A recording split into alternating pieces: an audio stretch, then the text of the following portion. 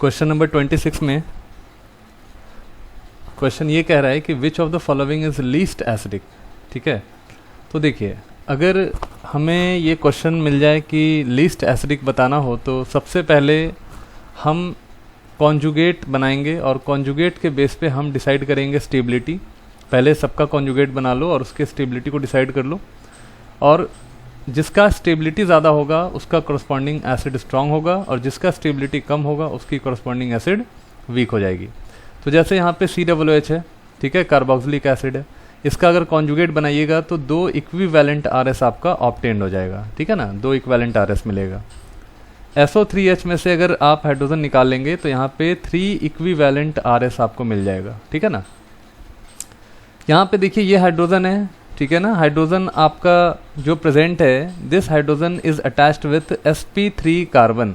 ये जो कार्बन है ये आपका sp3 कार्बन है, और H को निकालने के बाद जो लोन पेयर इलेक्ट्रॉन है वो डीलोकलाइज है, एरोमेटिक स्टेबलाइजेशन में इन्वॉल्व हो गया। ठीक है ना, तो यहाँ पे ये जो आपका हाइड्रोजन है ना वो कार्बन से ज्वाइंट है, तो इसलिए हम यहाँ पे कह सकते हैं कि यहाँ पे एसिडिटी इन दोनों के कंपेयर में बहुत ही कम हो जाएगी। ठीक है, यहाँ पे आप देखो यहाँ पे फिनॉल है, फिनॉल में भी H आप निकाल लो, इसका जो कॉन्जुगेट बनेगा वो रेजोनेंस में पार्टिसिपेट कर लेगा। तो देखा जाए तो हर एक जगह पे, इन तीनों जगह पे जो हाइड्रोजन था वो ऑक्सीजन के साथ कंबाइन था, और कहीं ना कहीं इसका जो कॉन्जुगेट है वो रेजोनेंस और एरोमेटिक में स्टेबलाइजेशन है। ठीक है, रेजोनेंस में स्टेबलाइजेशन है। तो हम यहाँ पे कह सकते हैं कि जो हमारा थर्ड नंबर होगा दिस इज लीस्ट एसिडिक, यानी ये हमारा एसिडिटी इसका कम हो जाएगा। ठीक है ना, तो चलिए क्वेश्चन नंबर हम 27 को देखते हैं। चलिए क्वेश्चन नंबर 27 में कह रहा है कि amongst NO2 CS3 OCS3 Br and CMe3 the decreasing order of और atoms having negative inductive effect. तो -I इफेक्ट का ऑर्डर पूछना है, ऑर्डर बताना है।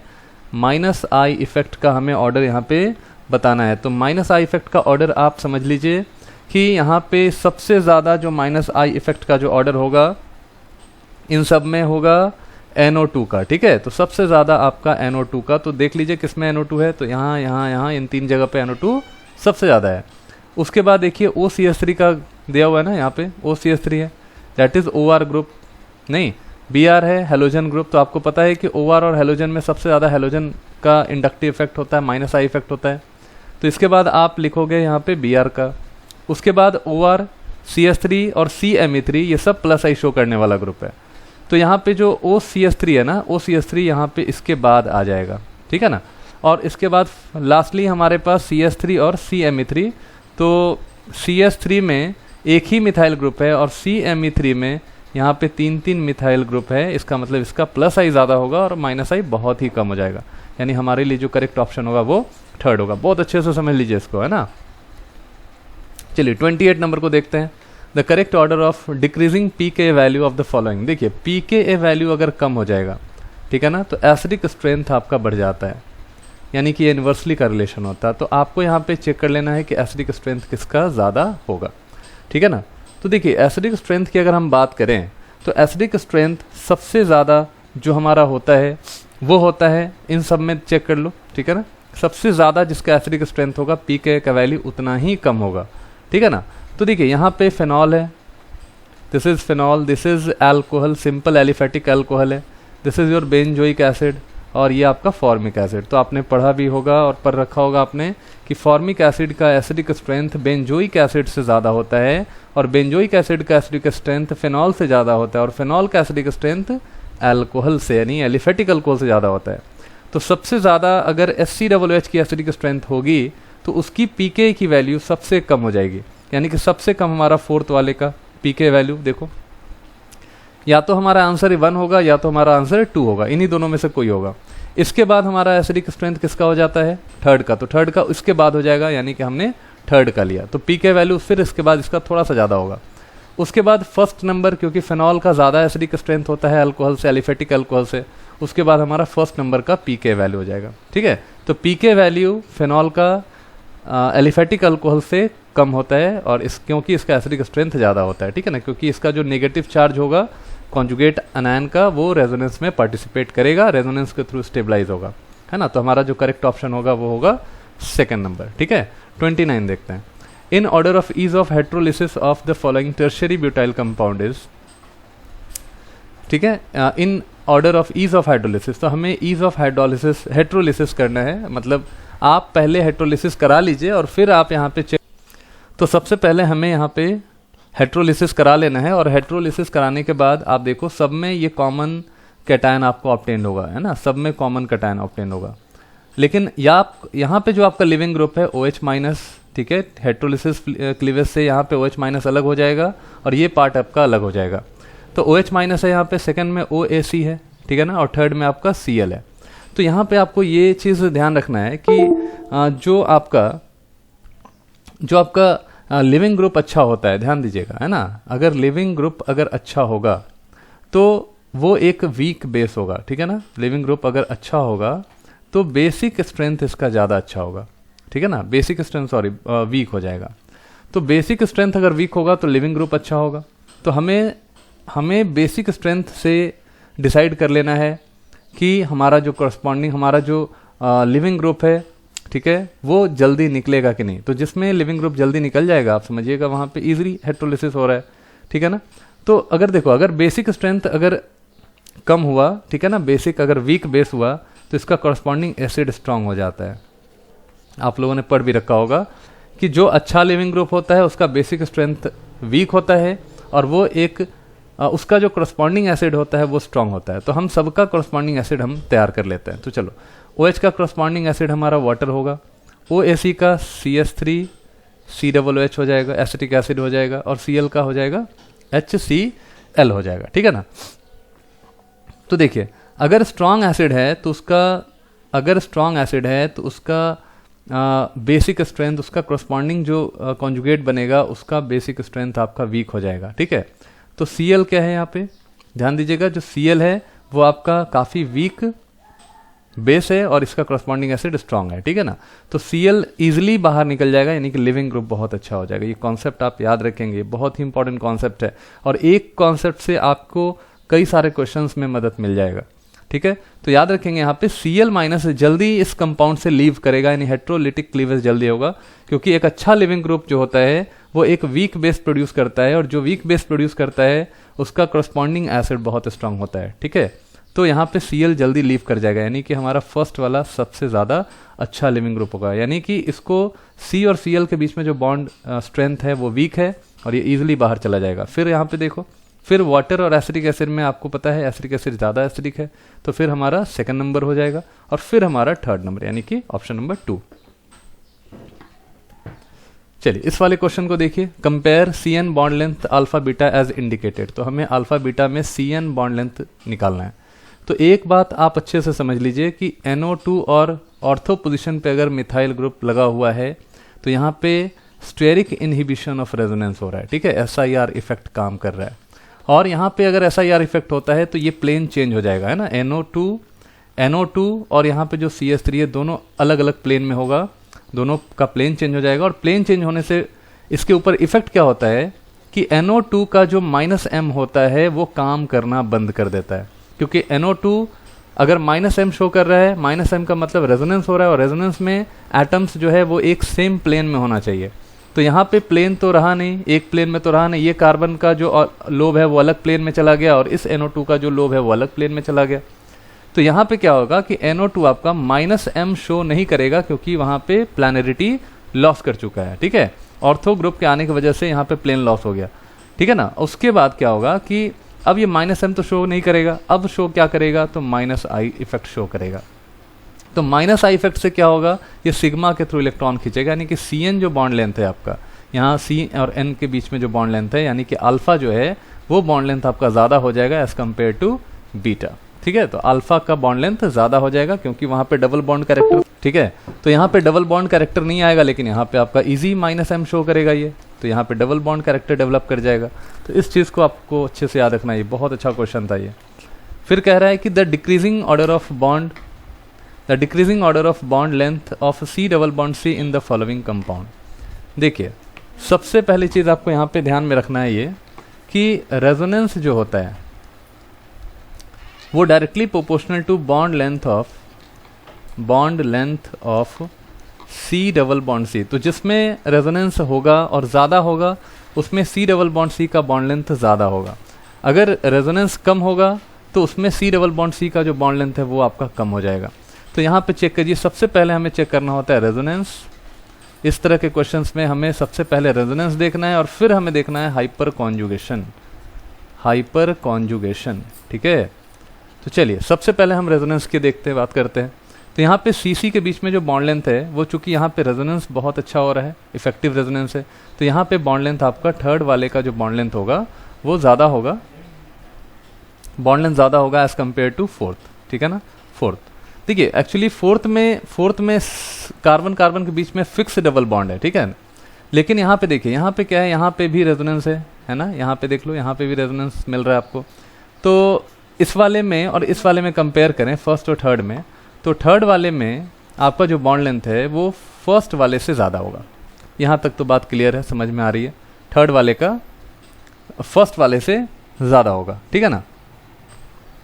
चलिए, तो थर्ड वाले का फर्स्ट वाले से ज़्यादा होगा क्योंकि थर्ड वाले में आपका रेजोनेंस ज़्यादा है और बॉन्ड लेंथ डबल बॉन्ड का सी डबल बॉन्ड सी का बॉन्ड लेंथ आपका ज़्यादा होगा, यानी कि थर्ड वाले का ज़्यादा हो जाएगा। तो कायदे से देखा जाए तो ऑप्शन हम डायरेक्टली ये टिक कर सकते हैं और वो सही भी हो जाएगा, लेकिन हमें थोड़ा सा और समझना होगा। थर्ड हो गया, थर्ड के बाद देखिए यहाँ पे भी रेजोनेंस है, ध्यान से देखो, यहाँ पे रेजोनेंस है यहाँ से लेके यहाँ तक, लेकिन हाइपर कॉन्जुगेशन इफेक्ट भी है, यहाँ पे 6 अल्फा एच भी प्रेजेंट है अलॉन्ग विथ रेजोनेंस। तो इसका मतलब कि यहाँ रेजोनेंस के थ्रू भी इलेक्ट्रॉन्स का मूवमेंट हो रहा है, ठीक है ना। और साथ में यहाँ पे हाइपर कॉन्जुगेशन के थ्रू भी sigma converts into double bond, यानी कहने का मतलब हुआ कि यहाँ पे ज़्यादा से ज़्यादा कॉन्जुगेशन आपको मिल रहा है इस वाले स्ट्रक्चर के अंदर, ठीक है, कॉन्जुगेशन बहुत ज़्यादा बढ़िया। तो हम कह सकते हैं कि यहाँ पे जो सेकेंड वाला जो है ना, वो बहुत अच्छा, इसमें सी डबल बॉन्ड सी का जो बॉन्ड लेंथ होगा वो as compared to third, as compared to first ये ज़्यादा होगा, क्योंकि इसमें ऐसा कुछ नहीं, इसमें सिर्फ रेजोनेंस है और यहाँ पे मात्र जो है वो 4 ही अल्फा हाइड्रोजन है, यहाँ पे 6 अल्फा हाइड्रोजन है, ठीक है ना। तो सबसे ज़्यादा जिसमें रेजोनेंस है, ठीक है, ज़्यादा रेजोनेंस है क्योंकि इसमें 3 पाई बॉन्ड है, कॉन्जुगेशन है, यहाँ पे 2 पाई बॉन्ड है आपका, है ना, यहाँ पे भी 2 पाई बॉन्ड है, लेकिन इस वाले में 6 अल्फा हाइड्रोजन है, इस वाले में मात्र 4 अल्फा हाइड्रोजन है। तो देखा जाए तो सेकंड वाले का होगा, ठीक है ना। उसके बाद फर्स्ट वाले का, ठीक है, फर्स्ट वाले का, और सबसे कम मैंने बोला कि यहाँ पे जो कार्बन के बीच में डबल बॉन्ड है वो फिक्स कार्बन है, मतलब फिक्स डबल बॉन्ड है, और जब फिक्स हो जाता है तो वहाँ का बॉन्ड लेंथ सबसे छोटा हो जाता है, ठीक है। लेकिन यहाँ पे रेजोनेंस हो रहा है, ठीक है, यहाँ पे हाइपर कॉन्जुगेशन भी, यानी कॉन्जुगेशन बहुत अच्छा हो रहा है, ठीक है। तो इस चीज़ को आप याद रखिएगा, ये बहुत ही इंपॉर्टेंट क्वेश्चन था, यानी ऑप्शन नंबर आपका सेकंड होगा। ये सब क्वेश्चन आपको यूट्यूब पे बहुत ही कम मिलेगा, आप इसको अच्छे से समझ लीजिए। और अगर कभी भी क्वेश्चन आ जाए बॉन्ड लेंथ पे, रेजोनेंस के बेस पे क्वेश्चन आ जाए तो आप इसको जरूर कीजिए, ठीक है, कॉन्सेप्ट आपका क्लियर करेगा ये, ठीक है। तो C1H, C2H, C3H and C4H, question number 32। इसमें क्वेश्चन ये कह रहा है कि होमोलिटिक बॉन्ड डिसोसिएशन एंथैल्पी, ठीक है, का ऑर्डर बताइए, जल्दी कौन ब्रेक करेगा, जल्दी कौन टूटेगा। तो आप यहाँ पे सबसे पहले तोड़ने के बाद आप फ्री रेडिकल बना लो, चूंकि होमोलिटिक बॉन्ड क्लीवेज है। तो फ्री रेडिकल यहाँ बनाया आपने, फिर यहाँ बनाया, फिर यहाँ बनाया, फिर यहाँ बनाया, ठीक है। अब देखिए, अब सबसे पहले 3 वाले को देखिए आप, तो 3 वाले में आपका क्या है, तो 3 वाले में क्या है कि सबसे यहाँ पे बॉन्ड एनर्जी सबसे कम मिलेगा, ठीक है, बॉन्ड एनर्जी कम मिलेगा, क्योंकि अगर यहाँ पे आप फ्री रेडिकल बनाते हो तो फ्री रेडिकल बनाने से यहाँ रेजोनेंस की स्टेबिलिटी आपको मिल जाएगी, क्लियर है। तो सबसे कम तो हमारा C3H का सबसे कम हो जाएगा, ठीक है ना, ठीक है। ये ऑप्शन मत देखना, मैं आपको बता रहा हूँ।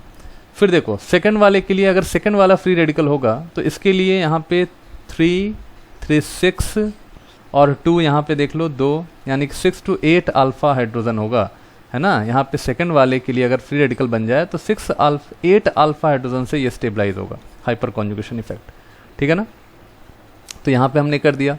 इस वाले के लिए देखो C1H के लिए हमारे पास यहाँ पे 3 और 1 4 अल्फा हाइड्रोजन का स्टेबिलिटी मिल रहा है, तो इसके लिए हमें मिल रहा है 4 अल्फा हाइड्रोजन का स्टेबिलिटी, ठीक है। फिर यहाँ देखिए, यहाँ पे आप जो डबल बॉन्ड कार्बन है इसमें सबसे स्ट्रॉन्ग बॉन्ड स्ट्रेंथ होगा, क्योंकि यहाँ पे डायरेक्टली डबल बॉन्ड वाले कार्बन पे विनाइलिक फ्री रेडिकल है, और विनाइलिक फ्री रेडिकल का आपको पता है कि सबसे ज़्यादा बॉन्ड स्ट्रेंथ होता है, ठीक है, उसको इजीली हम तोड़ नहीं सकते हैं। तो C4H का बॉन्ड स्ट्रेंथ सबसे ज़्यादा हो जाता है, ठीक है। उसके बाद हम यहाँ पे देखेंगे तो यहाँ पे C1H का बॉन्ड स्ट्रेंथ हो जाएगा, ठीक है ना। फिर यहाँ पे देख लो, यहाँ पे C2H का बॉन्ड स्ट्रेंथ हो जाएगा, और फाइनली हमारा C3H का बॉन्ड स्ट्रेंथ हो जाएगा। तो हमारा जो करेक्ट आंसर होगा C4H, देखो कोई है क्या, C4H, फिर C1H, फिर C2 और C3। याद रखिएगा यहाँ पे ऑप्शन गलत है, यहाँ पे C2H कर लीजिएगा, यहाँ पे C3H कर लेंगे आप, ठीक है। तो करेक्ट ऑप्शन हमारा ये हो जाएगा, ठीक है। यहाँ पे आप मिसप्रिंट है, आप इसको याद रखिएगा, ये बहुत इंपॉर्टेंट है ना। तो 32 आपका क्लियर हो गया। अब हम बात करते हैं 33 नंबर में। तो 33 वाले में हमें क्या बोल रहा है कि arrange the following alkenes in increasing order of their enthalpy of hydrogenation. तो आपको यहाँ पे एक चीज़ मैं बता रहा हूँ कि हाइड्रोजनेशन, देखो हाइड्रोजनेशन का मतलब होता है कि एनर्जी, हीट ऑफ हाइड्रोजनेशन का मतलब होता है कि जो एनर्जी हाइड्रोजन के एडिशन के बाद निकलता है किसी भी सिस्टम से, जनरली ये डबल बॉन्डेड सिस्टम होता है या ट्रिपल बॉन्डेड सिस्टम होता है, तो हाइड्रोजन के ऐड होने से, एडिशन रिएक्शन से जो एनर्जी आपका निकलता है वो हीट ऑफ हाइड्रोजनेशन कहलाता है। यानी कि 1 मोल ऑफ किसी भी सब्सटेंस में अगर ऐड हो रहा है हाइड्रोजन, ठीक है, तो वो हमारा हीट ऑफ हाइड्रोजनेशन होता है या इंथैल्पी ऑफ हाइड्रोजनेशन कहते हैं। तो यहाँ पे देखिए, अगर हमारा सिस्टम स्टेबल है तो उसकी हीट ऑफ हाइड्रोजनेशन कम हो जाएगी। याद रखिएगा, बहुत इंपॉर्टेंट है, क्योंकि ऑलरेडी सिस्टम स्टेबल है तो वो अपने स्टेबिलिटी को क्यों डिस्टर्ब करना चाहेगा, है कि नहीं। तो स्टेबिलिटी अगर बढ़ेगा तो सिस्टम से एनर्जी कम निकलेगा, एडिशन जल्दी हो नहीं पाएगा, ठीक है ना, तो एनर्जी कम निकलेगा। तो आपको बस यही चेक करना है। उसके बाद अल्फ़ा हाइड्रोजन जिसका जितना ज़्यादा होगा उसकी स्टेबिलिटी ज़्यादा हो जाएगी, ठीक है, और उसकी डेल्टा एच की वैल्यू कम हो जाएगी, ठीक है, हीट ऑफ हाइड्रोजनेशन कम हो जाएगी। तो आप देख लीजिए, सबसे यहाँ पे क्या बोलना है, यहाँ पे आपको हीट ऑफ हाइड्रोजनेशन देखना है। चलिए ठीक है, हीट ऑफ हाइड्रोजनेशन देखते हैं। यहाँ पे चेक कर लेते हैं अल्फा हाइड्रोजन कितना है इस वाले के लिए, 3, 3, 6 to 8 और 2 10 अल्फा हाइड्रोजन हुआ। यहाँ पे देख लो, यहाँ पे 2 3 3 2 5 5 to 7 अल्फा हाइड्रोजन। क्लियर है। यहाँ चलिए, यहाँ चेक कर लीजिए, यहाँ पे 2 और 2 4, यानी कि 4 अल्फा हाइड्रोजन हो गया। यहाँ पे देखिए सिंगल अल्फा हाइड्रोजन है, ठीक है। तो सबसे ज़्यादा अल्फा हाइड्रोजन आपका आर वाले का होगा, यानी सबसे लेस हीट ऑफ हाइड्रोजनेशन होगा आर का, यानी कि आर का हीट ऑफ हाइड्रोजनेशन सबसे आपका कम हो जाएगा। याद रखिएगा, आर इज़ वेरी लेस। तो ये दोनों ऑप्शन में से कोई सही हो सकता है।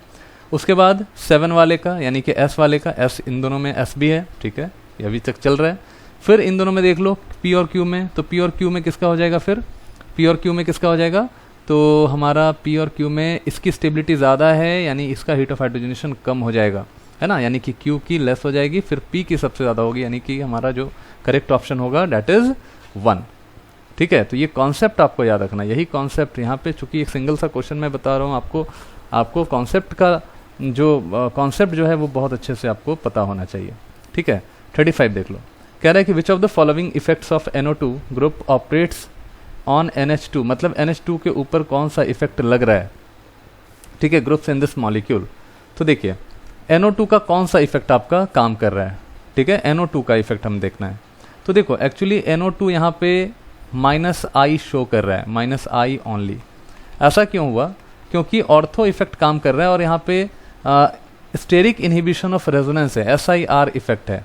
तो SIR इफेक्ट से, इसके पहले भी मैंने क्वेश्चन बताया इसका, SIR इफेक्ट की वजह से यहाँ पे क्या होता है कि नाइट्रोजन का जो लोब होता है वो एक डिफरेंट प्लेन में चला जाता है, कार्बन और नाइट्रोजन का जो लोब्स होते हैं वो अलग अलग प्लेन में हो जाते हैं। इसके वजह से यहाँ पे ओवरलैपिंग पॉसिबल नहीं होता है, यानी कि डबल बॉन्ड फॉर्म नहीं करता है, यानी कॉन्जुगेशन में इन्वॉल्व नहीं होता है। तो यहाँ पे -I काम कर रहा है, -M काम नहीं कर रहा है, ठीक है। तो NO2 का NH2 के ऊपर सिर्फ और सिर्फ -I के थ्रू इलेक्ट्रॉन को विड्रॉ करने का काम ये कर रहा है। तो यहाँ पे लिखेंगे ओनली -I इफेक्ट। तो आपको यहाँ पे बहुत अच्छे से समझना होगा, this is only -I effect. चलिए क्वेश्चन नंबर 36 देखते हैं। 36 में कह रहा है the decreasing order of -I effect of the orbital is. तो -I इफेक्ट आपको यहाँ पे देखना है। तो सबसे ज़्यादा माइनस आई इफेक्ट होता है sp का, फिर आपका होता है sp2 का, फिर होता है sp3 का, क्योंकि इलेक्ट्रोनिगेटिविटी जितना ज़्यादा होगा परसेंटेज s वहाँ पे उतना ही ज़्यादा बढ़ेगा, और जितना ज़्यादा परसेंटेज s होगा उतना ही ज़्यादा इलेक्ट्रोनिगेटिविटी होगा, उतना ही ज़्यादा माइनस आई होगा। ठीक है, तो sp में 50% s कैरेक्टर होता है, आपको पता है। sp2 में 33.33% s कैरेक्टर होता है, और sp3 में 25% होता है। यानी कि आप यहाँ से देख लीजिए, जो सबसे ज़्यादा इलेक्ट्रोनिगेटिव पार्ट होगा वो फर्स्ट होगा, फिर सेकंड होगा, फिर थर्ड होगा, यानी कि 36 का हमारा आंसर हो जाएगा first number. Electrophile in this case of chlorination of benzene in presence of FeCl3। तो देखिए आपको क्लोरिनेशन करना है, तो क्लोरिनेशन में हमें Cl2 चाहिए in presence of Lewis acid FeCl3। आप ले लीजिए, कोई भी लुइस एसिड ले लीजिए, आप ZnCl2 भी ले सकते हैं। तो यहाँ पे इन दोनों के बीच में SN2 मैकेनिज्म रिएक्शन होता है, और यहाँ पे क्या होता है कि Cl के बीच में जो बॉन्ड बना है वो FeCl3 के साथ है ना, FeCl3 जो क्लोरीन के पास इलेक्ट्रॉन्स है वो इस लुइस एसिड को मिल जाता है, और जैसे जैसे इसके पास ये इलेक्ट्रॉन का मूवमेंट होता है Cl और Fe के बीच में बॉन्ड बनना शुरू हो जाता है। तो एक ट्रांजिशन स्टेट के थ्रू होते हुए रिएक्शन होता है, और फाइनली यहाँ से Cl+ बाहर चला आता है ना। तो हमारा जो इलेक्ट्रोफाइल मिल गया वो Cl+ हो गया। अब ये जो इलेक्ट्रोफाइल है ये हमारा ऑर्थो पैरा डायरेक्टिंग होता है। अगर हमारा होस्ट जो है वो इलेक्ट्रॉन रिलीजिंग ग्रुप कोई लगा हुआ है, अगर वहाँ पे इलेक्ट्रॉन विड्रॉइंग ग्रुप लगा होगा तो यहाँ पे फिर ये मेटा डायरेक्टिंग शो करेगा। ठीक है, तो वो चीज़ हमारा इस क्वेश्चन से बियॉन्ड है। चलो आगे देखते हैं 38 नंबर। चलिए क्वेश्चन नंबर 38 देखते हैं। Identify the strongest nucleophile. तो आप यहाँ पे देख लीजिए स्ट्रॉन्गेस्ट हमारा जो न्यूक्लियोफाइल होगा वो कौन सा होगा। तो आपको पता है कि जो हमारा स्ट्रॉन्गेस्ट न्यूक्लियोफाइल होता है, न्यूक्लियोफाइल का मतलब यहाँ पे कि जो इलेक्ट्रॉन को डोनेट कर सके कार्बन को, है ना, और कितना रेट होगा, कितना ज़्यादा रेट होगा, उससे हम डिफाइन करते हैं रेट ऑफ न्यूक्लियोफिलिसिटी। और जो इलेक्ट्रॉन को ईजिली डोनेट करेगा वो अच्छा न्यूक्लियोफाइल होगा, और इसमें कई सारे पैरामीटर्स होते हैं कौन इलेक्ट्रॉन को जल्दी डोनेट करेगा। ठीक है, अगर हम पीरियड की बात करेंगे तो पीरियड में क्या होता है कि लेफ़्ट से राइट आने पे साइज़ हमारा छोटा होता है, ठीक है ना, और जो हमारा इलेक्ट्रोनिगेटिव एलिमेंट्स होते हैं, ठीक है ना, उसके ऊपर जो नेगेटिव चार्ज होता है वो काफ़ी स्टेबल होता है। तो लेफ़्ट से राइट आने पे साइज़ छोटा होता है, इलेक्ट्रोनिगेटिविटी बढ़ता है, तो नेगेटिव चार्ज ज़्यादा स्टेबल होता है, तो वो एक अच्छा न्यूक्लियोफाइल नहीं होगा। एग्जांपल के तौर पे C के ऊपर अगर माइनस चार्ज है और F के ऊपर माइनस चार्ज है, तो C के ऊपर जो माइनस चार्ज होगा वो एक अच्छा न्यूक्लियोफाइल होगा एज़ कम्पेयर टू F-। लेकिन यही चीज़ रिवर्स हो जाता है अगर हम ग्रुप में आते हैं, F- और I- के बीच में देखा जाए तो यहाँ पे I- एक अच्छा न्यूक्लियोफाइल माना जाएगा। ठीक है ना, क्योंकि यहाँ पे जो कार्बन के साथ बॉन्डिंग है ये काफ़ी अच्छी बॉन्डिंग बनाता है, लेकिन F- जो है वो कार्बन के साथ एक अच्छी बॉन्डिंग नहीं क्रिएट कर पाता। और भी कई सारे लॉजिक्स दे सकते हैं हम लोग, फजांस रूल भी दे सकते हैं यहाँ पे, तो वो चीज़ हमें यहाँ पे अभी नहीं करना। अभी हम सिंपल क्वेश्चन करने जा रहे हैं कि स्ट्रॉन्गेस्ट न्यूक्लियोफाइल कौन सा है। तो देखिए यहाँ पे क्या है, यहाँ पे SH है, यहाँ पे NH2 है, ठीक है ना, यहाँ पे CH2 है। तो देखा जाए अगर हम तरीके से देखें तो यहाँ पे CH2 के ऊपर माइनस चार्ज है, और NH2 के ऊपर यहाँ पे लोन पेयर है, और SH के ऊपर भी यहाँ पे लोन पेयर प्रेजेंट है। ठीक है, तो सल्फर से ऊपर ऑक्सीजन है, फिर सल्फर है, इधर आप देखोगे तो इधर नाइट्रोजन है, और इसके इधर देखोगे तो कार्बन होगा, यानी कार्बन, ऑक्सीजन, सल्फर, और बीच में यहाँ पे नाइट्रोजन हो गया। ठीक है ना, यहाँ पे नाइट्रोजन इलेक्ट्रॉन को डोनेट कर रहे हैं। यहाँ पे C के ऊपर, यहाँ पे ऑक्सीजन के ऊपर माइनस चार्ज है, तो ये तो रेजोनेंस के अंदर पार्टिसिपेट कर रहे हैं, है ना। कार्बन, तो देखा जाए तो कार्बन के ऊपर माइनस चार्ज है, ये एक अच्छा न्यूक्लियोफाइल हो सकता है। लेकिन नाइट्रोजन और कार्बन में देखा जाए तो अच्छा न्यूक्लियोफाइल आपका कार्बन होगा, नाइट्रोजन तो होगा नहीं, और चूंकि यहाँ पे कार्बन पे माइनस चार्ज भी है तो ये और अच्छा न्यूक्लियोफाइल बन जाता है, तो ये सबसे ज़्यादा हो जाएगा। फिर ये होगा, ये तो सबसे वीक हो जाएगा ना, सबसे वीक हो जाएगा, क्योंकि इसमें आपका नेगेटिव चार्ज रेजोनेंस में पार्टिसिपेट कर रहा है। ठीक है, उसके बाद SH की बात करें तो SH में सल्फ़र का साइज़ बहुत ज़्यादा होता है। ठीक है, और अगर हम यहाँ पे देखें तो सल्फ़र और हाइड्रोजन के बीच में जो नेगेटिव चार्ज है, ठीक है ना, जो यहाँ पे सल्फ़र और हाइड्रोजन के बीच में यहाँ पे आपका जो इलेक्ट्रॉन है वो ईजिली साइज़ ज़्यादा होने की वजह से यहाँ पे इलेक्ट्रॉन आसानी से ये दे पाता है। ठीक है, तो थायो अल्कोहल के अंदर ध्यान रखिएगा, जो थायो अल्कोहल होता है वो अच्छा इलेक्ट्रॉन का डोनर होता है, इसीलिए हम यहाँ पे कह सकते हैं कि SH जो है एक अच्छा न्यूक्लियोफाइल है, क्योंकि यहाँ पे सल्फ़र का साइज़ ज़्यादा है और इलेक्ट्रॉन को ये डोनेट कर सकता है, इलेक्ट्रोनिगेटिविटी कम है, इलेक्ट्रॉन को आसानी से यहाँ पे डोनेट किया जा सकता है। ठीक है, तो ये चीज़ आपको यहाँ पे अच्छे से याद रखना है, ये बहुत इंपॉर्टेंट है यहाँ पे, ठीक है ना। चलिए क्वेश्चन नंबर हम देखते हैं, ठीक है। यहाँ पे बेसिकली साइज मैटर कर रहा है। क्वेश्चन नंबर 39 देखते हैं, ठीक है ना। देखो 39 में कह रहा है कि among the following the correct order of basicity, आपको बेसिसिटी बताना है, आपको यहाँ पे समझना है कि कौन अच्छा बेस है कौन अच्छा बेस नहीं है। तो आप लोगों ने न्यूक्लियोफिलिसिटी और बेसिसिटी को पढ़ा था कि अगर सेम एटम पे निगेटिव चार्ज है, ठीक है, तो जो बेसिसिटी का ऑर्डर होता है वही न्यूक्लियोफिलिसिटी का ऑर्डर होता है। तो यहाँ पे आपको बेसिसिटी का ऑर्डर देखना है, ठीक है ना। तो सब में ऑक्सीजन पे माइनस चार्ज है, तो अगर बेसिसिटी देखना है तो इसका कॉन्जुगेट बेस बना लीजिए आप, कॉन्जुगेट इसका एसिड बना लीजिए, तो आपको बेसिसिटी पता चल जाएगा। तो देखो अगर वीक बेस होगा तो इसका कॉरस्पॉन्डिंग एसिड स्ट्रांग हो जाएगा, ठीक है। तो सबका हम एसिड तैयार कर लेते हैं। तो देखो NH2 का हमारा एसिड जो होगा वो हो जाएगा NH3, OH का वाटर, RO का ROH और RCOOH यहाँ पे हम कर लेते हैं। सबका हम कॉरस्पॉन्डिंग एसिड बना लिए। अब देखो स्ट्रॉन्ग एसिड का कॉरस्पॉन्डिंग बेस आपका वीक हो जाता है, तो इन सब में सबसे स्ट्रॉन्ग एसिड कौन सा है, तो सबसे स्ट्रॉन्ग एसिड आपका RCOOH है। तो इसका कॉरस्पॉन्डिंग जो कॉन्जुगेट बेस होगा वो वीक हो जाएगा, तो RCOOH आपका वीक बेस होगा, तो आप इसको याद रखेंगे। तो यहाँ पे हमारा ऑप्शन ये और फर्स्ट और सेकंड हो सकता है, ठीक है ना। इसके बाद देखते हैं अल्कोहल और यहाँ पे ROH दिया हुआ है, ठीक है।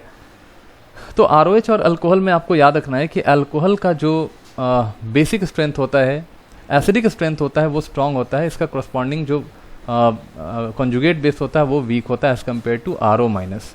तो यहाँ पे OH हो जाएगा, ठीक है, OH हो जाएगा।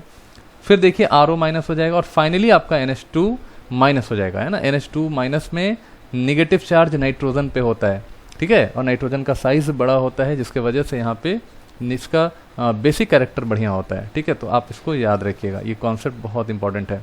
40 नंबर देखिए, 40 में कह रहा है कि identify the correct order of stability among the following carbon ion. आपको इस कार्बन आयन की स्टेबिलिटी को बताना है।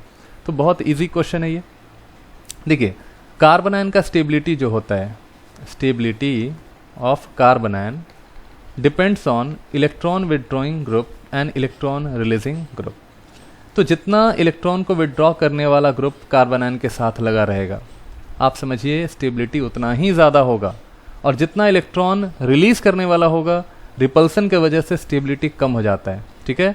तो यहाँ पे जो CH3 होल थ्राइस C दिया हुआ है, तो ये आपका इलेक्ट्रॉन को रिलीज करने वाला ग्रुप है और बहुत ही स्ट्रॉन्ग रिलीज करने वाला ग्रुप है, ठीक है। यहाँ पे 3 ग्रुप लगा हुआ है, यहाँ पे 1 ग्रुप लगा है, ठीक है। तो सबसे तो वीक आप समझ लो कि यहाँ पे फर्स्ट नंबर होगा सबसे वीक, यानी कि हमारा आंसर जो है कौन कौन सा होना चाहिए, हमारा आंसर आपका थर्ड और फोर्थ होना चाहिए, ठीक है। तो अब हमें चेक कर लेना है कि इन दोनों में, ठीक है, इन दोनों में कौन सबसे वीक होगा। तो सबसे वीक आपका होगा फर्स्ट नंबर। तो सबसे हमारा वीक जो होगा मतलब अनस्टेबल होगा वो फर्स्ट नंबर हो जाएगा, फिर हमारा थर्ड नंबर हो जाएगा, ठीक है। लेकिन यहाँ पे देखो फोर्थ आ गया, ठीक है। तो ये सही नहीं है, क्योंकि फोर्थ वाले में देखिए, फोर्थ वाले में क्या होगा कि ये जैसे बेंजीन है और यहाँ पे नेगेटिव चार्ज है, लेकिन यहाँ पे sp2 तो कार्बन है, तो sp2 कार्बन क्या करेगा, इलेक्ट्रॉन को विड्रॉ करने का काम करेगा। तो यहाँ पे इलेक्ट्रॉन विड्रॉ करने का काम अगर करेगा तो ये स्टेबल होगा एज कम्पेयर टू बाकी जितने भी हैं, ठीक है, थोड़े से स्टेबल हैं। लेकिन यहाँ पे देखो C6H5CH2 वाले केस में क्या है, यहाँ पे रेजोनेंस की स्टेबिलिटी मिल रही है, ये नेगेटिव चार्ज रेजोनेंस में स्टेबलाइज हो रहा है। तो सबसे ज़्यादा स्टेबल आपका सेकंड नंबर होगा, तो सेकंड हो जाएगा। फिर देखिए फिर आपका फोर्थ नंबर हो जाएगा, ठीक है, क्योंकि sp2 कार्बन बहुत ज़्यादा है, ठीक है ना, वो विड्रॉ करने का काम कर रहा है, फोर्थ हो जाएगा। फिर थर्ड हो जाएगा, ठीक है, सेकंड हो गया, फोर्थ हो गया, फिर थर्ड हो गया। थर्ड में 1 मिथाइल ग्रुप इलेक्ट्रॉन दे रहा है, यहाँ पे बहुत सारे मिथाइल ग्रुप इलेक्ट्रॉन दे रहे हैं, सबसे लीस्ट स्टेबल आपका फर्स्ट नंबर हो जाएगा, ठीक है। तो हमारा करेक्ट ऑप्शन फोर्थ हो जाएगा। चलिए 41 देखते हैं। 41 में कह रहा है कि the value of pK will be minimum for, pK value अगर मिनिमम है इसका मतलब कि एसिडिक स्ट्रेंथ आपका स्ट्रॉन्ग है, एसिडिक स्ट्रेंथ इज स्ट्रॉन्ग, ठीक है, एसिडिक स्ट्रेंथ आपका स्ट्रॉन्ग हो जाएगा। तो आपको पता है कि एसिडिटी तभी बढ़ता है अल्कोहल फिनॉल्स में जब हम इलेक्ट्रॉन विदड्रॉइंग ग्रुप लगाते हैं, ठीक है, और इलेक्ट्रॉन रिलीजिंग ग्रुप लगाएंगे तो एसिडिक स्ट्रेंथ कम हो जाता है। तो एसिडिटी को बढ़ाने वाला जो फैक्टर है वो इलेक्ट्रॉन विदड्रॉइंग है, चाहे आप -m से इलेक्ट्रॉन की विदड्रॉइंग करो या -I से इलेक्ट्रॉन को विदड्रॉ करो, ठीक है। देखिए ये अल्कोहल है, सिंपल यहाँ मिथाइल लगा है तो हाइपर कॉन्जुगेशन इफेक्ट शो कर रहा है, सब में अल्कोहल है ना, OH सब में है, ये कॉमन है। तो बाकी हमें नीचे का ही चेक करना है सिर्फ, ठीक है ना, ये वाला। चलिए यहाँ पे हाइपर कॉन्जुगेशन से इलेक्ट्रॉन दे रहा है, ठीक है। यहाँ पे OCH3 से प्लस M से इलेक्ट्रॉन दे रहा है, प्लस M से इलेक्ट्रॉन दे रहा है। यहाँ पे देखो, यहाँ पे COOH है ना, यहाँ पे बगल में ये कार्बन है, CH2 है, ठीक है ना। तो यहाँ पे देखिए, यहाँ पे COOH जो है ना, ये -I का काम कर रहा है, और यहाँ पे CH2 है ना, CH2 हाइपर कॉन्जुगेशन का काम कर रहा है, यानी कि 2 अल्फा हाइड्रोजन यहाँ पे प्रेजेंट है। यहाँ पे देखिए, यहाँ पे सिंपली NO2 है, ठीक है ना, NO2 है, इलेक्ट्रॉन को विड्रॉ कर रहा है, इलेक्ट्रॉन विड्रॉइंग ग्रुप।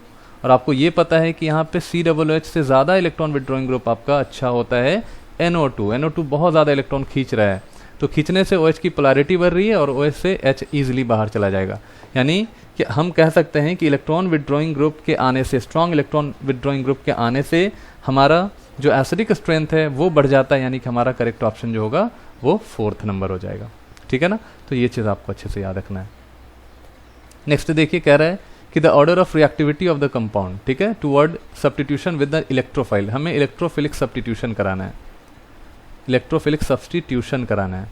तो देखिए, एक बात को ध्यान में रखिएगा यहाँ पे कि अगर इलेक्ट्रॉन रिलीजिंग ग्रुप है तो वहाँ पे इलेक्ट्रोफिलिक सब्स्टिट्यूशन का रेट बहुत ज़्यादा होता है, मतलब बढ़ जाता है as compared two electron withdrawing group, ठीक है। यहाँ पे मान लो हमारे पास इलेक्ट्रॉन विड्रॉइंग ग्रुप है, तो इस केस में इलेक्ट्रोफाइल मेटा पोजीशन पे अटैक करेगा, लेकिन रिलीजिंग के केस में जब यहाँ रिलीजिंग लगा होगा तो ऑर्थो एंड पैरा पे अटैक करेगा।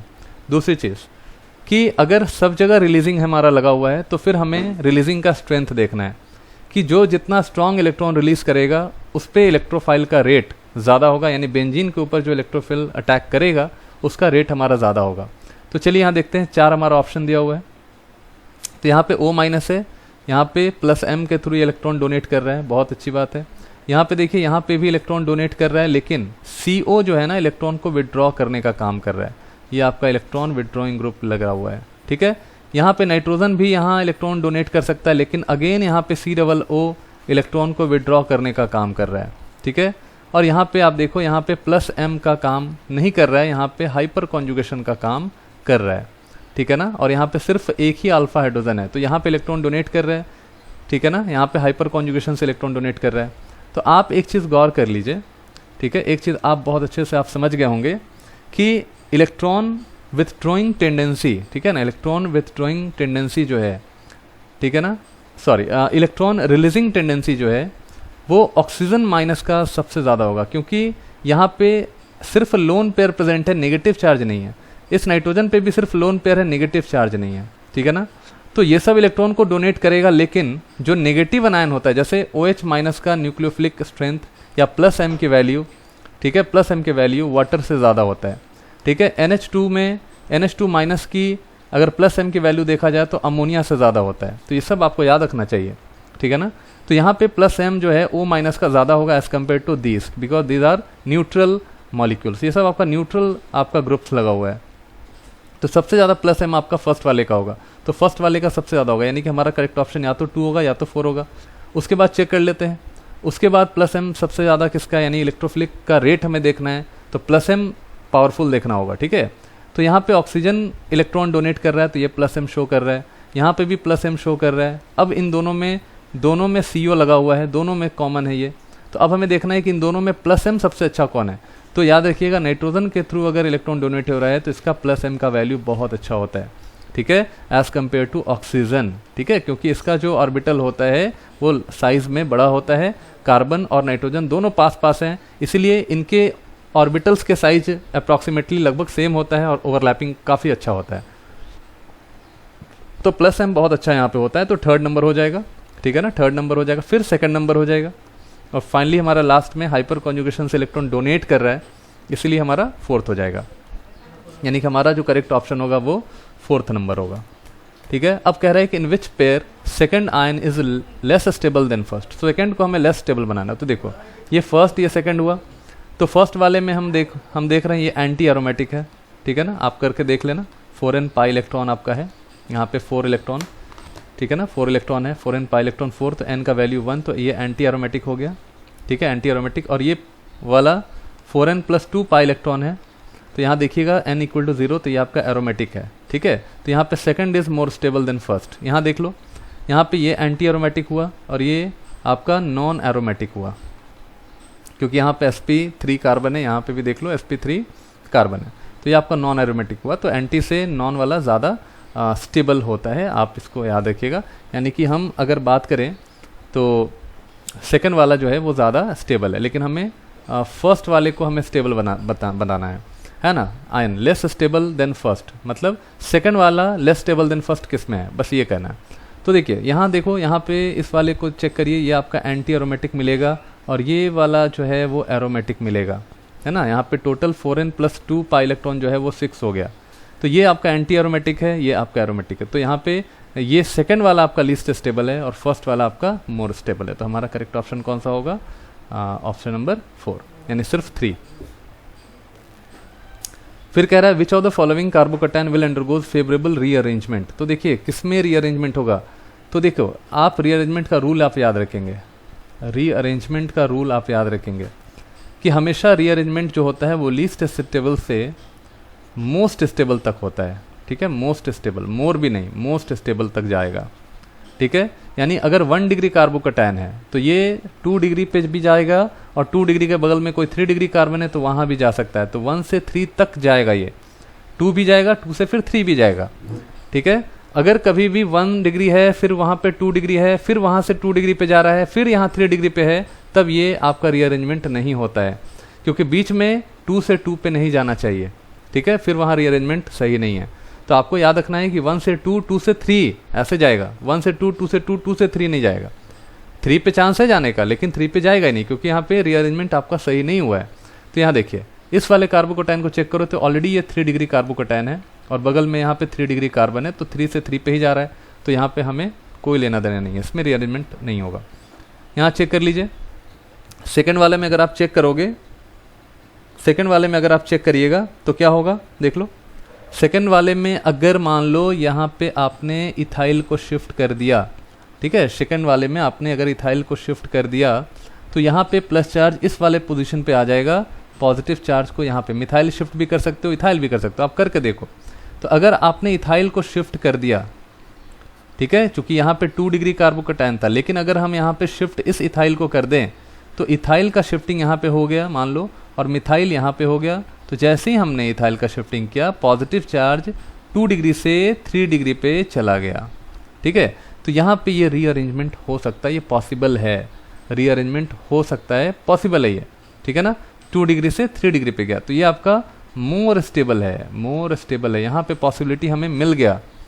यहाँ देखिए, यहाँ पे देखो, यहाँ पे अगर आपने इथाइल को शिफ्ट कर दिया, मान लो अगर गलती से भी यहाँ इथाइल आ गया और पॉजिटिव चार्ज यहाँ पे चला गया, तो ऑलरेडी ये पॉजिटिव चार्ज 3 डिग्री कार्बन पे था और आप यहाँ शिफ्ट करने के बाद भी आप 3 डिग्री कार्बन पे ही रख रहे हो, यानी कि यहाँ पे रीअरेंजमेंट पॉसिबल नहीं है। ये बहुत इंपॉर्टेंट कॉन्सेप्ट है, IIT जैसे एग्जाम में ये सब क्वेश्चन पूछा जा सकता है आपको।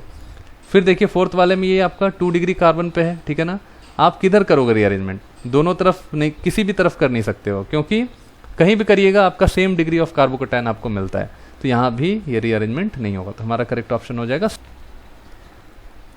चलिए अब हम बात करते हैं 45 नंबर में। तो कह रहा है कि in which of the following all CO bonds are not of equal length. याद रखिएगा इक्विवेलेंट RS कहीं भी होगा तो बॉन्ड्स की लंबाई सेम रहेगी, बॉन्ड लेंथ इज सेम, ठीक है। तो यहाँ पे चेक कर लो, देख लो, सबसे पहले कंडीशंस में आप चेक करो। देखो पहली चीज़ कि ऑप्शन, आप पहले चारों ऑप्शन को देखिए, ऐसा कोई ज़रूरी नहीं है कि यहाँ पे पहले ऑप्शन से ही स्टार्ट किया जाए। आप पहले एक नज़र सारे ऑप्शन को डालिए, देखिए कहीं भी इक्विवेलेंट RS है तो वहाँ पे आपका जो बॉन्ड लेंथ है वो सेम है। तो आप यहाँ देखोगे तो COO माइनस जो है ये इक्विवेलेंट RS हमें देता है, यानी कि बॉन्ड लेंथ आपका सेम हो जाएगा, यहाँ पे बॉन्ड लेंथ आपका सेम हो जाएगा। कार्बोनेट आयन में भी सेम बॉन्ड लेंथ होगा, ठीक है, C डबल बॉन्ड O और यहाँ पे O माइनस, ठीक है ना, ऐसे। तो यहाँ पे भी आपका 3 रेजोनेटिंग स्ट्रक्चर और यहाँ 2 RS बनेगा। यहाँ पे देखिए, यहाँ पे NO2 माइनस है, तो आप यहाँ पे देख लो NO2 माइनस में क्या हो गया, this is your NO2 minus. Resonance कर लो, यहाँ पे रेजोनेंस करने के बाद यहाँ पे इक्विवेलेंट RS मिलेगा, यानी कि 2 इक्विवेलेंट RS यहाँ आपको मिल जाएगा। यहाँ पे सॉरी, यहाँ पे 3 इक्विवेलेंट RS कर लेना, ठीक है। तो यहाँ पे 2 इक्विवेलेंट RS आपको मिल जाएगा। इसका मतलब इसमें हमें इक्विवेलेंट RS मिल रहा है, लेकिन यहाँ पे कहीं भी इक्विवेलेंट RS आपको नहीं मिलेगा, सिर्फ यहाँ कॉन्जुगेशन है, लेकिन इक्विवेलेंट RS यहाँ नहीं मिलेगा। नहीं, हमारा करेक्ट ऑप्शन हो जाएगा फर्स्ट नंबर। नेक्स्ट में देखिए, कह रहा है कि arrange orthotoluic acid, metatoluic acid and paratoluic acid and benzoic acid. तो आपको टॉलिक एसिड बनाने आना चाहिए। अगर आपको टॉलिक एसिड बनाने नहीं आता है फिर ये क्वेश्चन बन ही नहीं सकता आपको, है ना। तो टॉलिक एसिड को हम यहाँ पे टॉलिन, चूंकि ये वर्ड आपको टॉलिन से निकल कर आया है तो यहाँ में हमारा toluic acid, this is your paratoluic acid. ठीक है, अब हम बना रहे हैं यहाँ पे orthotoluic acid, COOH orthotoluic acid. फिर यहाँ देखिए, फिर यहाँ पे आपका हो जाएगा COOH और यहाँ पे मेटाटॉलिक एसिड हो जाएगा और सिंपल हमने ले लिया बेंजीन, बेंजोइक एसिड। तो एक बात आपको यहाँ पे मैं बता दूं कि बेंजोइक एसिड में ऑर्थो इफेक्ट होता है। ठीक है, आप वीडियो को पॉज करके आप इसको बनाने का कोशिश करिए। ठीक है, सबसे पहले आप यहाँ ध्यान रखें, इन चारों में सबसे ज़्यादा अगर एसिडिक स्ट्रेंथ होगा कहीं पे भी तो ऑर्थो इफेक्ट की वजह से यहाँ पे ऑर्थो वाले टॉलिक एसिड का सबसे ज़्यादा होगा। ठीक है, आपको करने की भी ज़रूरत नहीं है। ऑर्थोटॉलिक एसिड जो फर्स्ट है आपका, ये फर्स्ट हो गया। मेटाटॉलिक एसिड सेकंड है तो मेटा आपका सेकंड हो गया। ठीक है, पैराटॉलिक एसिड आपका थर्ड हो गया, ये पैरा वाला आपका थर्ड हो गया और ये बेंजोइक एसिड आपका फोर्थ हो गया। तो सबसे ज़्यादा आपको फोर्थ करना ही पड़ेगा ऑर्थो इफेक्ट। आप अगर जानते हो तो बहुत अच्छी बात है, नहीं जानते हो तो थ्योरी को देखिए ऑर्थो इफेक्ट क्या होता है। तो बेंजोइक एसिड में ही सिर्फ ऑर्थो इफेक्ट होता है। तो यहाँ पे हम ऑर्थो वाले पोजीशन पे, चाहे इलेक्ट्रॉन रिलीजिंग ग्रुप लगा हो चाहे इलेक्ट्रॉन विड्रॉइंग ग्रुप लगा है, ortho effect is most acidic among all the carboxylic acids. जो भी आपके डेरिवेटिव्स होते हैं सब में ऐसे ऑर्थो, मेटा, पैरा, इन तीनों में कंपेयर करें तो ऑर्थो वाला सबसे ज़्यादा होगा। ठीक है ना। उसके बाद देखो, तो सबसे ज़्यादा हमारा कौन सा हो गया, सबसे ज़्यादा हमारा फर्स्ट वाला ऑर्थो इफेक्ट वाला हो गया। ठीक है ना।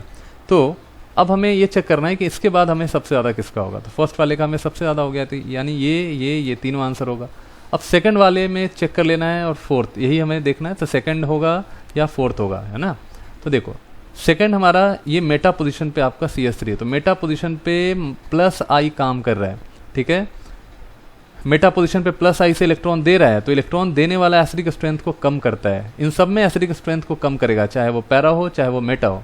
लेकिन यहाँ पे आपका कोई भी ग्रुप नहीं लगा हुआ है, सिंपल बेंजोइक एसिड है, इसका मतलब ये आपका ज़्यादा एसिडिक होगा, यानी कि फोर्थ नंबर हो जाएगा 1 के बाद। तो 1 के बाद फोर्थ में सिर्फ एक ही ऑप्शन है, यानी कि हमारा फोर्थ वाला हो जाएगा। ठीक है, तो आपको इस तरह से सारे ऑप्शन देखने की ज़रूरत नहीं है, आपको कंफर्म करना है, सिर्फ कॉन्सेप्ट लेकर कंफर्म करना। आपको आपके दिमाग में जो कॉन्सेप्ट आपको याद आ रहा है आप उसको अप्लाई कीजिए। कॉन्सेप्ट अगर सही होगा क्वेश्चन कभी भी गलत नहीं होगा। ठीक है, नेक्स्ट में देखते हैं। हम 47 की बात करें। In the following ionic reaction designate the nucleophile and leaving group. आपको यहाँ न्यूक्लियोफाइल बताना और लिविंग ग्रुप बताना। तो देखो ये सिंपल सा रिएक्शन है आपका, ये अल्काइल हैलाइड है, ये आपका NaI है, या इसे हम फिंकलिस्टीन रिएक्शन भी बोलते हैं। This is your Finkelstein reaction. ठीक है ना। तो फिंकलिस्टीन रिएक्शन में आयोडाइड आयन आपका एक न्यूक्लियोफाइल होता है। ठीक है ना, और यहाँ से Br जो है वो लीव कर जाता है, बाहर चला जाता है, क्योंकि आयोडीन और कार्बन के बीच में एक अच्छी बॉन्डिंग होती है, एक अच्छा न्यूक्लियोफाइल होता है। ठीक है, और Br- as compared to I- एक अच्छा न्यूक्लियोफाइल नहीं होता है, एक अच्छा लिविंग ग्रुप होता है। ठीक है ना, क्योंकि इसका करस्पॉन्डिंग एसिड जो है HBr है और इसका जो करस्पॉन्डिंग एसिड है वो HI है। ठीक है ना। तो यहाँ पे आपको यहाँ ध्यान में रखना है कि न्यूक्लियोफिलिसिटी के मामले में आयोडीन माइनस जो है वो विंस ओवर Br-, है ना। लेकिन बेसिक स्ट्रेंथ के मामले में, बेसिसिटी के मामले में Br- आपका ज़्यादा स्ट्रांग होगा एज कम्पेयर टू I-। सब कॉन्सेप्ट है, आप जब पढ़ते हो ना मैकेनिज्म तो उसमें ये सब चीज़ सिखाया जाता है, आपको याद रखना है ये। ठीक है, तो ये हो गया न्यूक्लियोफिलिक कैरेक्टर और ये आपका हो गया यहाँ पे बेसिक कैरेक्टर। ठीक है ना। तो यहाँ पे न्यूक्लियोफाइल जो होगा वो हो जाएगा I- और लिविंग ग्रुप हो जाएगा Br-। तो ऑप्शन नंबर 2 हो जाएगा। 48 देखते हैं। The decreasing order of nucleophilicities of the following is. यहाँ पे डिक्रीजिंग ऑर्डर बताना है न्यूक्लियोफिलिसिटीज का, सब पे माइनस चार्ज है। ठीक है, तो इस क्वेश्चन को देखिए, 1 मिनट के लिए उसको पॉज करिए वीडियो को और देखिए कि न्यूक्लियोफिलिसिटी किसका ज़्यादा होगा।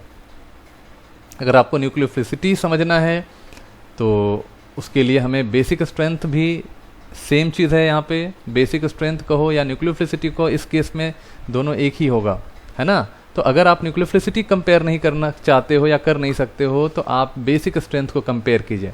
देखिए न्यूक्लियोफिलिसिटी पैरेलल्स टू बेसिसिटी। ठीक है, ध्यान से देखिएगा। तो आपको पता है कि जो वीक बेस होता है वीक कॉन्जुगेट बेस होता है उसका करस्पॉन्डिंग एसिड स्ट्रॉन्ग होता है, एसिड इज स्ट्रॉन्ग। तो सबसे पहले आप सबका एसिड ही बना लो। यहाँ पे HBr हो गया, यहाँ पे NHMe2 हो जाएगा, यहाँ पे देख लो MEOH हो जाएगा, और यहाँ पे देख लो CHMe3 हो गया, ठीक है ना। तो ये सारे आपने एसिड को बना लिया, एसिड आपने तैयार कर लिया, ठीक है ना।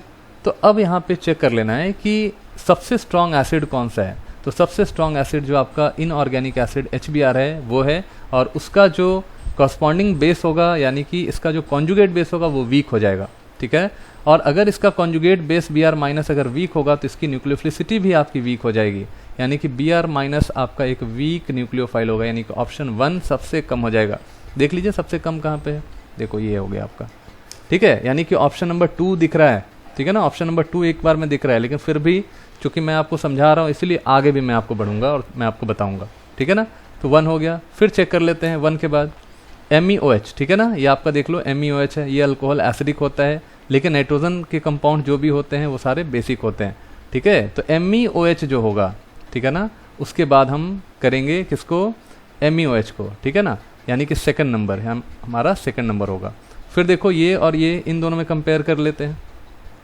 तो CH और NHMe3 का, तो यहाँ पे CH वाले का न्यूक्लियोफिलिसिटी आपका सबसे ज़्यादा होगा, क्योंकि कार्बन के ऊपर आप अगर H को निकालते हो तो C के ऊपर माइनस है, यहाँ पे देख लो।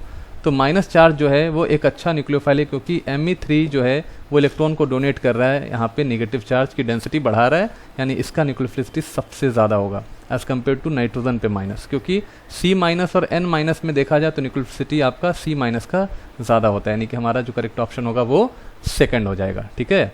चलिए 49 देखते हैं।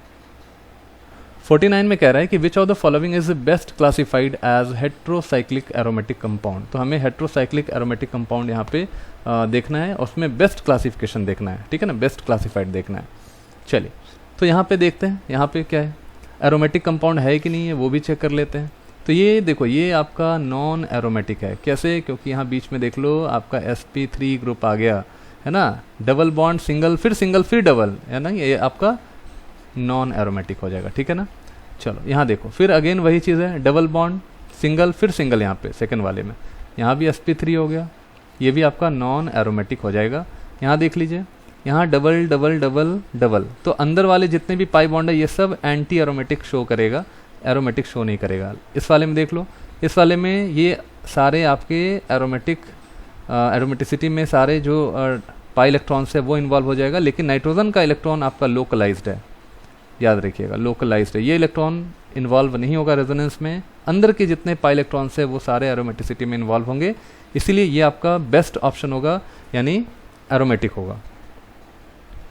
फिर कह रहा है कि among the following which is more reactive toward AgNO3, याद रखिएगा AgNO3 के साथ हमें रिएक्शन देखना है। तो सबसे पहले आप देखिए कि हमारा दिया गया सबस्ट्रेट क्या है, तो सब में यहाँ पे Br लगा है, यानी कि हमें Br बाहर निकालना है, यानी लिविंग ग्रुप हमारा Br होगा। और AgNO3 के साथ अगर Br माइनस का आप रिएक्शन कराओगे तो यहाँ पे AgBr और NO3 माइनस बाहर चलाएगा, यानी कि हमें AgBr का प्रेसिपिटेट फॉर्म करना है। तो कौन जल्दी प्रेसिपिटेट बनाएगा वो चेक कर लेना है, ठीक है। अब सुनिएगा ध्यान से, लिविंग ग्रुप फिर वही चीज़, लिविंग ग्रुप जो होगा वो जितना बढ़िया होगा उतना ही अच्छा प्रेसिपिटेट आपका फॉर्म करेगा, नहीं रिएक्शन फास्ट होगा, है ना, AgBr जल्दी बनेगा। तो आपको यहाँ पे Br माइनस निकाल लेना है, सबसे पहले सब में से Br माइनस आप निकाल लीजिए। तो Br माइनस निकालने के बाद यहाँ पे नेगेटिव चार्ज आएगा, सॉरी यहाँ पे पॉजिटिव चार्ज आएगा, चूँकि माइनस निकला है पॉजिटिव आ गया, यहाँ पे भी पॉजिटिव चार्ज आएगा, इसको भी निकाल लो, यहाँ पे पॉजिटिव कर लो, इसको भी निकाल लो, यहाँ पे पॉजिटिव कर लो। निकालने के बाद जो कॉन्जुगेट बन रहा है, ठीक है, वो सबसे ज़्यादा स्टेबल कौन है। अब सिंपल ये समझो, हेट्रोसाइक्लिक क्लीवेज के बाद यानी कि हमें स्टेबल इंटरमीडिएट चेक कर लेना है, स्टेबल इंटरमीडिएट यहाँ पे चेक कर लेना है, ठीक है।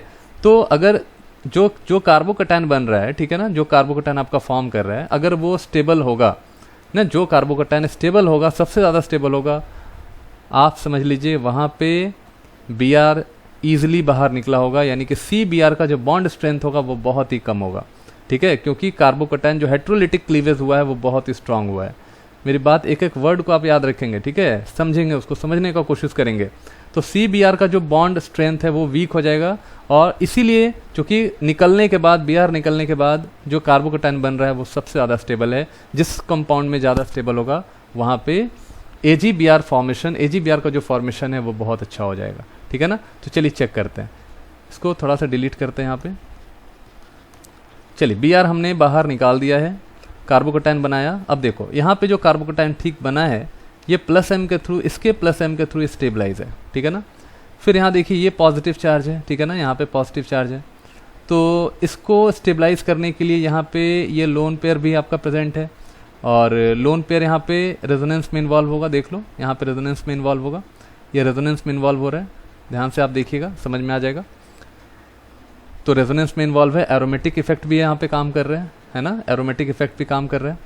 यहाँ पे देख लो ये आपका एंटी एरोमेटिक है ना, 4n पाई इलेक्ट्रॉन है यहाँ पे, 4n pi electron is equal to 4, n is equal to 1। तो ये आपका एंटी एरोमेटिक है, सबसे लीस्ट स्टेबल तो आपका यही होगा, यानी कि ये Br को जल्दी रिलीज ही नहीं करेगा यहाँ पे, ठीक है। उसके बाद यहाँ पे देखिए इस वाले क्वेश्चन को, इस वाले में आप अगर चेक करें, इस वाले में अगर चेक करें तो यहाँ पे पॉजिटिव चार्ज रेजोनेंस के थ्रू स्टेबलाइज है, ठीक है। तो यहाँ पे +M, ध्यान से देखिएगा, यहाँ पे +M है ना, यहाँ पे +M शो कर रहा है, यहाँ पे एंटी एरोमेटिक है, यहाँ पे M इफेक्ट है, +M इफेक्ट है, सॉरी M इफेक्ट मैं बोल रहा हूँ, यहाँ पे सिर्फ रेजोनेंस इफेक्ट है, लेकिन यहाँ पे एरोमेटिक इफेक्ट है, एरोमेटिक इफेक्ट है, एरोमेटिक इफेक्ट है, यानी जो कार्बोकैटायन है ना वो एरोमेटिक इफेक्ट के थ्रू स्टेबलाइज हो रहा है ना। यहाँ पे टोटल इलेक्ट्रॉन आप चेक कर लीजिए, यहाँ पे 2 इलेक्ट्रॉन इस ऑक्सीजन का, फिर ये पाई बॉन्ड, फिर ये पाई बॉन्ड, टोटल 6 इलेक्ट्रॉन होगा, यानी कि 4n + 2 pi electron is equal to 6 हो जाएगा, n का वैल्यू आपका 1 हो जाएगा, यानी कि ये बहुत ज़्यादा इसका इंटरमीडिएट स्टेबल होगा। इसका मतलब कि यहाँ पे AgBr बनाने का जो टेंडेंसी है वो काफ़ी स्ट्रांग हो जाएगा, यानी कि हमारा जो करेक्ट ऑप्शन होगा वो सेकंड हो जाएगा। क्लियर है? तो आई होप बच्चों कि मैंने आपको हर तरह के क्वेश्चन को करा दिया। तो GOC में ये फर्स्ट लेवल का मैंने आपको क्वेश्चन बताया। अगले क्लास में जब अगले क्लास में मैं आपको और भी अच्छे क्वेश्चंस को लेकर आऊँगा और आपको ये सारे क्वेश्चंस और बताऊँगा। तो तब तक आप इन सारे क्वेश्चंस को प्रैक्टिस कीजिए, और जिन बच्चों ने अभी चैनल को सब्सक्राइब नहीं किया है वो चैनल को सब्सक्राइब कर दीजिए। आपके JEE और नीट से रिलेटेड जितने भी इंपॉर्टेंट वीडियोज़ हैं, जो सबसे इंपॉर्टेंट क्वेश्चंस है, मैं आपको वो बताता हूँ। Thank you, wish you all the best, जय हिंद।